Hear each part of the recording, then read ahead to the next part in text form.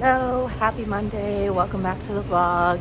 I'm in Pasadena. I'm gonna head over to Earth Cafe for a quick iced chai because I am a little early to my event that I'm heading to, but I'm going to Vroman's for a book discussion, I guess. I think the main author is the millennial therapist, I think, on Instagram, but it's in discussion with young Pueblo, who I love, and I found his work really healing, so I just want to come out and support. So that is the plan for today, and I'll take you along. So let's go.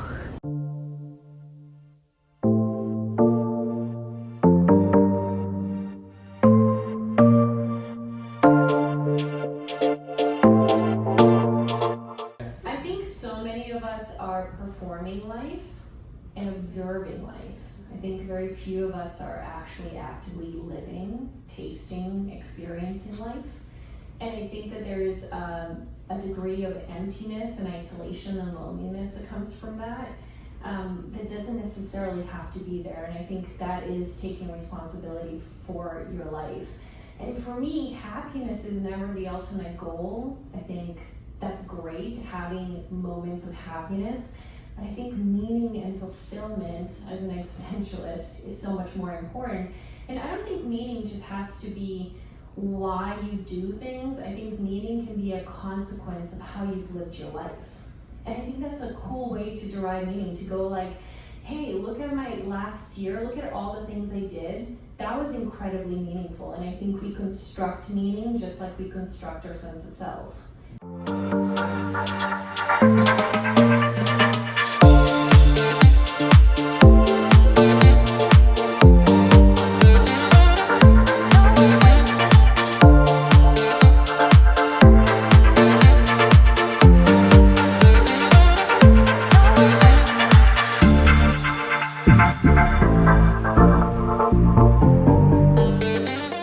I guess the obvious is we're in the month of September, and the book is called September Letters. Can you tell me why September? We get the letters part, but why September letters?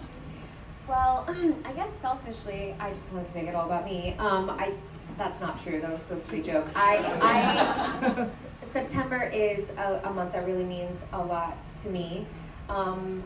About 15 years ago, I regarded September as a month that I changed my entire life, and I changed my perspective on everything, and I put my mental health first before many other things, including my career. And I think that changed the way that I saw myself and how I wanted to lead.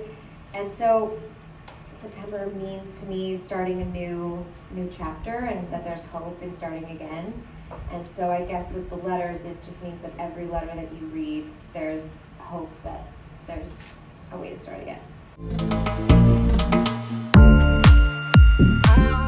All right, just made it home. I totally outfit repeated. I didn't really talk about it, but on Monday, there was kind of an incident that happened at the other book discussion I went to. I won't go into detail, but it was a little traumatizing, I'm not gonna lie. So yeah, but I didn't get a picture in my outfit, so I wanted to wear this again. And tonight's book signing was also about mental health, so it felt appropriate to wear my Mental Health Matters t-shirt. But yeah, I just got back from Annabelle's book club, and it was such a cute store. I've heard about it, and Annabelle, who runs the store or owns the store, she's 17, and she's just so put together, so eloquent, just so kind, and her store is so cute. So definitely check it out if you're in the LA area, and support Asian businesses and support women businesses. So yeah, it was really cool. And I got to meet Brittany Snow, who I've met years ago at this event supporting the Giving Keys. And I think I want to say she did a collection or something, but I met her then. She was really, really nice. She was still really nice tonight. And then I also met Jasper Guest, who also co-wrote the book with her. But this is the book, in case you haven't heard of it. It's called September Letters. And I started reading parts of it while I was waiting for the event to start. And I really like the concept of writing letters. And I think it's such a vulnerable, and courageous thing to do, whether you're writing for yourself or you're writing to someone else or something. But yeah, I'm really excited to continue reading and diving into this. But This is the book. So I got to the area a little bit early, and I also stopped by Barnes & Noble, which was about a block away from Annabelle's book club. And I've been on the hunt for Olivia Rodrigo's Rolling Stone cover, which I don't think is out yet because I've been to Barnes & Noble now like 3 times in the last month, and I guess I was a little early. So hopefully it'll be there like the next time I go. But I did find a copy of her cover of Interview magazine, and I picked it up. But I'm kind of shocked at how like big it is, like my head for size reference. But yeah, I was trying to find like a really like pristine copy, and this was kind of the best one I could find, but it's a little bent, as you can see from the side here. But yeah, I'm really excited to dive into this. I'm really obsessed with her style and obviously like her in general. So yeah, really excited to check this out. But that's it for tonight, and I will see you in a few days.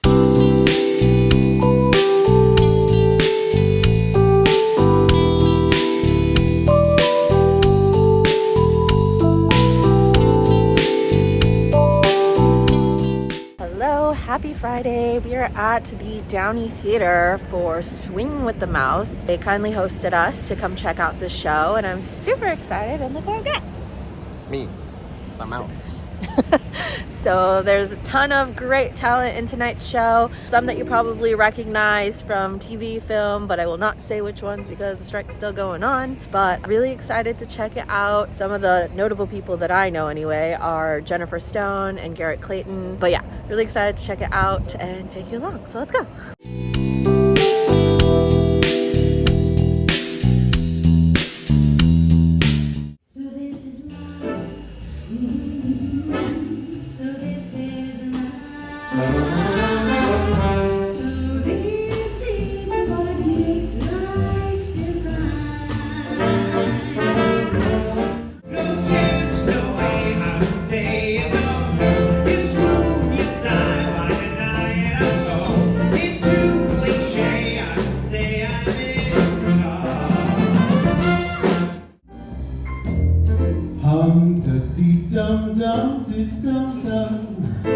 I'm so rumbly in my tummy.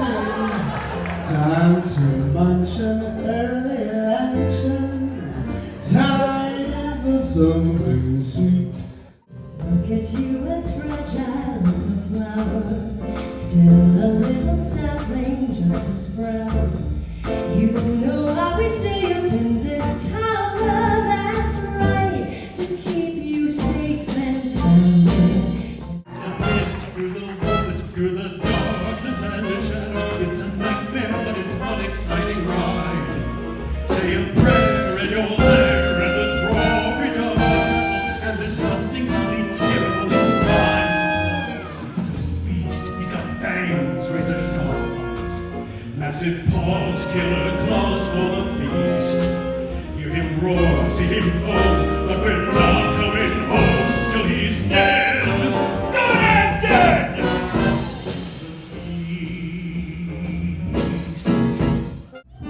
Sit down at my table, put your mind at ease. If you relax, it will enable me to do anything I please. I can read your future, I can move it around some too. I look deep into your heart and soul. You do have a soul, don't you, baby? Make your wildest dreams come true. I got voodoo, I got things I ain't tried. And I got friends on the other side.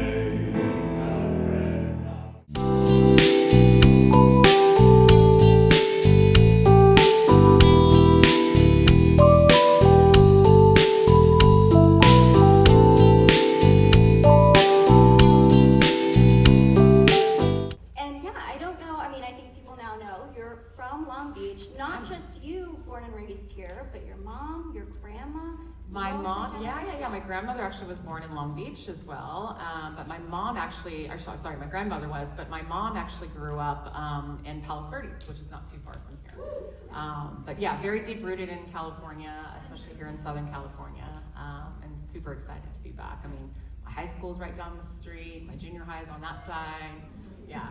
And when when we had our conversation earlier, we were talking about how you went to Coverly Middle School, which Elementary school. Elementary school, Coverly, and then I went to Marshall Junior High, which is where Calvin, aka Snoop Dogg, went. Who was kind enough to actually endorse the book for me, which was very sweet. And then I actually went to a high school for just a little bit, actually, just for not even 1 year. Is that right, Mom? It was only for 1 year, I think. I don't even think for that long. It wasn't even that long. Yeah, they kind of sort of like, I guess not kicked me out, because I actually was a very good student. I actually enjoyed school. I was part of the PACE program at this school, but it was Poly High. But part of your grade was attendance, and because I started working, they said, you know, you're not here enough to really take this spot, so I ended up getting tutored the rest of high school when I started the show. Can you kind of trace back when that love of cooking really started? I mean, it started pretty young. I just always had memories of watching my mom, my grandmother, my aunt, all of them in the kitchen cooking constantly, all the time, whether it was the house that I grew up in, or my aunt and uncle's house, or my grandparents' house, which were all here. My aunt and uncle actually still live here in Long Beach, as well as my parents. And so it was just holidays, you know, were a big time for cooking. People's birthdays were a big time. We didn't go out for those types of occasions generally. We cooked, and so it was a lot of cooking with the women in my family, and that was kind of my first love of wanting to kind of just be with them, really. And then, you know, it just kind of blossomed throughout me being able and getting the opportunity to travel like I did when I was younger in my teens, and going to, you know, all over the country and into, you know, Europe and other places, and learning about different cuisines and different cultures. And so my love of food just really blossomed even more so as I got older. You did? Oh, I get another one! I got 2 in Chicago. Oh, yay. I'm so excited. I'm gonna be like a Swiftie. I'm gonna have them all on my arm. All right, we just finished meeting Tiffany. She was so nice. And I gave her a friendship bracelet, so now it's gonna be in everyone's pictures after us. But Just the book color. yeah, I tried to make it match the book color, and I had it say Long Beach on it because she's from Long Beach, so thought it would be like a nice way she could remember it. But yeah, she was super nice. And now we're gonna go get lunch, I think. I'm really craving islands. My friend Bree was like there yesterday or something, and I was like, that sounds good actually, and I haven't been in so long, so I think we're gonna head there and then head to our next event in LA.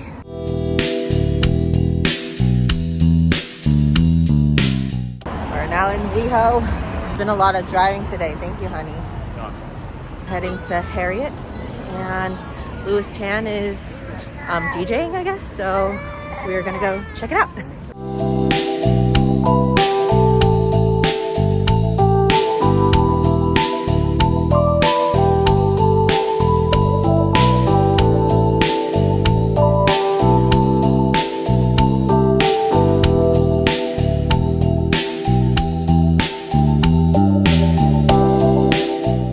They always try to teach the wrong lesson.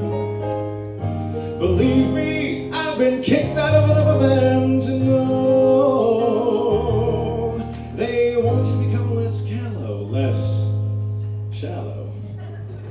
But I say, why invite stress in? Stop studying strife and learn to live the unexamined life.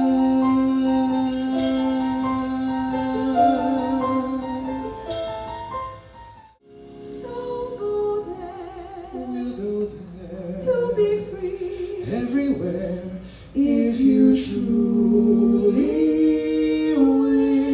wish to be.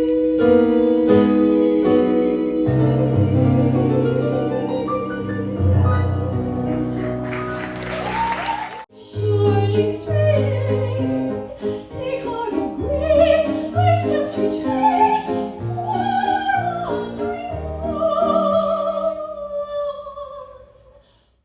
on. I'm employed. I'm verklempt and overjoyed, going